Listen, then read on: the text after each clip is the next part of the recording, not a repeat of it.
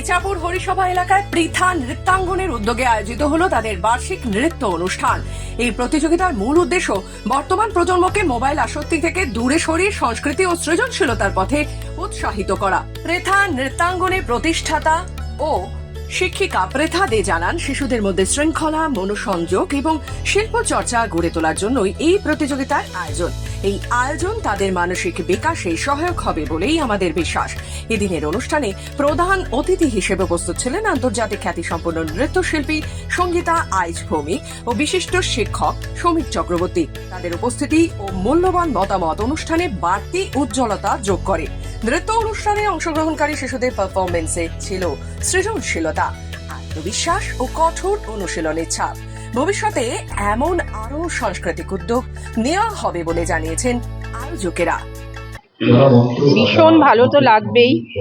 আমার ছাত্রী অনেক উন্নতি করবে, মানে এগিয়ে যাবে, এটা তো আমি স্বপ্ন। আমার সব ছাত্রীরা এগোবে। পৃথাও ভীষণ ভালো মেয়ে, ভালো মানে খুব হাম্বল আর খুব ইচ্ছে। ও একলা তো, ও তার মধ্যে যেই আয়োজন করেছে আমি খুব খুশি, ভীষণ খুশি। ওর অনেক উন্নতি হোক, ভগবান ওকে অনেক আশীর্বাদ করুক। খুব তো ভালো লাগছেই, তার সাথে একটা টেনশন অবশ্যই রয়েছে। এতদিন ধরে খাটনি, যাতে বাচ্চাগুলো খুব ভালো করে পারফরমেন্স করতে পারে, এই একটা টেনশন, যাতে সমস্তটা ভালোভাবে মিটে যায়, এটারও একটা টেনশন রয়েছে। তার সাথে ভীষণ এক্সাইটেডও যে সবাই এসছে আমার ডাকে সাড়া দিয়ে প্রোগ্রামে, এতে খুবই আনন্দ লাগছে। টোটাল আজকে পারফরমেন্স করছে 52।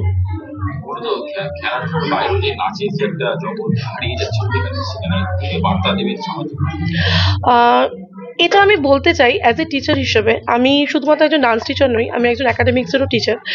তো আজকের দিনে দাঁড়িয়ে যেটা দেখা যায় যে বাবা মারা ভীষণ ওয়ারিড যে বাচ্চার পড়াশোনা নিয়ে। অবশ্যই পড়াশোনাটা মেন, এটা আমি বিশ্বাস করি যে এটা থাকতেই হবে, কিন্তু তার সাথেও যেটা হওয়া প্রয়োজন, আমার মনে হয় কোকারিকুলাম অ্যাক্টিভিটিসগুলো এটা থাকাটা ভীষণ প্রয়োজন।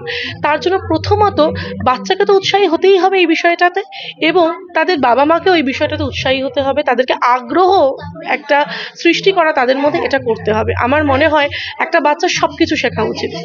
আজকের দিনে দাঁড়িয়ে আমরা কেউ বলতে পারি না আমার বাচ্চা পড়াশোনা দিয়ে এত দূর এগোবে।